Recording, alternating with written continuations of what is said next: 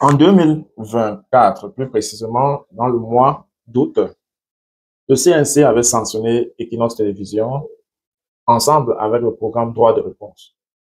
À l'époque, on jugeait que le présentateur Duval Fangwa a laissé circuler l'information sur l'orientation sexuelle de l'enfant du président, d'après la chronique d'Aristide Mono, dont je vous invite à suivre.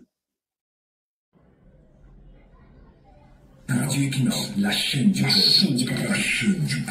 Bonjour, presse en danger au Cameroun, péril sur la liberté d'expression au Cameroun. Depuis quelques semaines, les fondamentalistes du pouvoir déploient un harcèlement sans retenue contre la télévision privée Equinox. Des pressions sont mises sur l'un des rares médias qui ne souscrit pas à la pensée unanimitaire de Yaoundé. Le régime ne cesse de multiplier des notes d'observation contre le média. Ce n'est peut-être pas la première fois, mais cette fois-ci, les choses sont un peu plus agaçantes et révoltantes pour nous autres qui suivons de près la vie du média. Nous pensons que cette pression rentre dans un processus qui vise la fragilisation de ce média critique avant les élections présidentielles. À coup sûr, il leur faut éliminer très tous ces médias qui ne souscrivent pas à la pensée unique de l'ancien parti unique.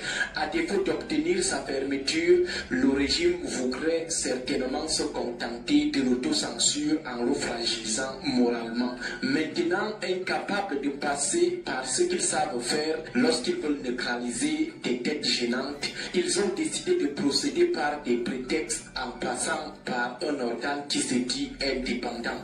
La sanction contre le journaliste Duval Fangwa et son émission Droit de réponse est l'un des premiers coups lancés par les fondamentalistes contre le média. Tout ceci sur la base des fallacieux prétextes utilisés par un organe complètement à la solde du renouveau qu'il a créé pour réprimer insidieusement les libertés, dont la liberté d'expression au Cameroun. Un organe dirigé à coup sûr par des carriéristes dont l'agir est conditionné par le seul désir de plaire et d'obéir à ceux qui les ont faits et qui peuvent les défaire à tout moment. Un organe en charge de régulation d'un corps de métier à l'image de l'Ordre national des avocats ou des médecins ne peut pas quand même avoir pour dirigeants des gens nommés par le pouvoir. Ce sont en principe les pairs qui les choisissent. Ceci garantit l'indépendance de l'organe. Mais chez nous, au lieu que l'organe en charge de réguler le fonctionnement de la presse soit dirigé par des hommes élus par les hommes des médias eux-mêmes,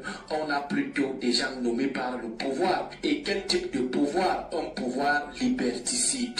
Conséquence, on a des gens qui agissent non pas selon les intérêts des médias, mais pour les intérêts de ceux qui les ont positionnés dans cette autre petite mangeoire. Des émissions peuvent être organisées pour insulter, laver, rincer les opposants, y compris sur la chaîne de télévision nationale. Le CNC n'ouvrira jamais sa bouche. Les journalistes peuvent diffuser à volonté des propos insultants d'un ministre. Le CNC ne dira absolument rien. Mais dès qu'un coup de fil vient de ceux qui les ont nommés, immédiatement tout devient sérieux là-bas.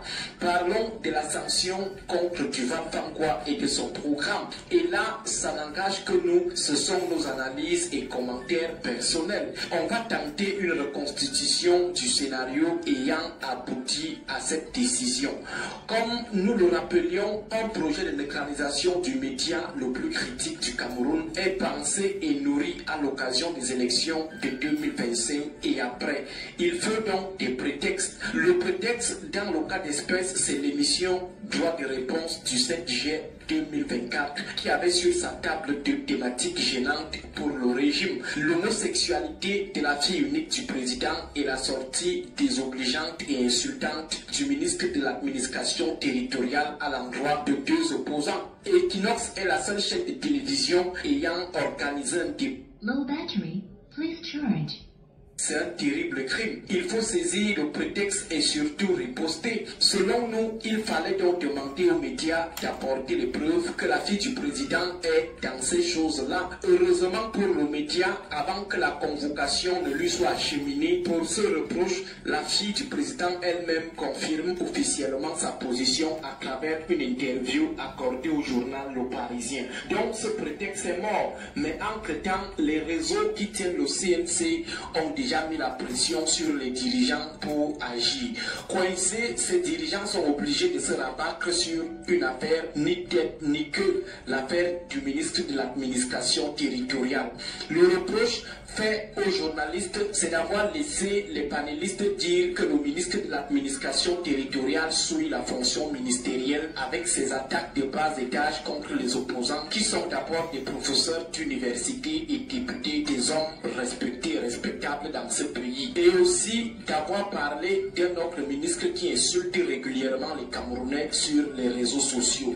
Voilà ce pourquoi Duval et son émission ont été sanctionnés. Les dirigeants du CNC parlent d'incitation à la haine et d'outrage aux institutions. Donc pour eux, un ministre qui insulte régulièrement les gens sur les réseaux sociaux ne suit pas la fonction ministérielle. C'est quand même très rigolo, ça fait même d'ailleurs pitié. Sentant que l'accusation ne tenait pas, le CNC va aller exhumer une vieille accusation décousue de février, réglée tout de même par un droit de réponse. L'appel du ministre de la Recherche scientifique dont le nom est expressément cité dans le premier rapport de la Chambre des comptes sur la gestion très critiquable de l'argent du coronavirus. Et là où la manœuvre, le forcing est un peu plus flagrant, c'est que dans un premier temps... Alors, vous allez certainement vous demander pourquoi est-ce que nous revenons sur ce sujet-là. C'est parce que un an après, ou alors moins d'un an après, le présentateur de l'émission et l'émission elle-même subit la même sanction. Et à l'époque, Equinox avait tenté de retirer dans les tiroirs 237 de débat. Et le CNC avait qualifié cet acte de provocation. Cette fois-ci, il y a une chaîne à Yaoundé qui a été censurée, du moins un programme, et ils ont retiré du tiroir Opinion 237. Jusqu'ici, nous attendons que le CNC puisse se prononcer à ce sujet-là, mais c'est pas encore le cas. Est-ce que c'est du 2 poids 2 mesures, c'est-à-dire quand c'est Equinox, on tape dur, quand c'est une autre chaîne, on est douce, ou alors dans les jours à venir, le CNC va se prononcer sur le sujet. C'est du moins la question de réflexion que je voulais poser avec vous. C'est toujours un plaisir de partager et merci d'être ici pour les analyses. À très bientôt.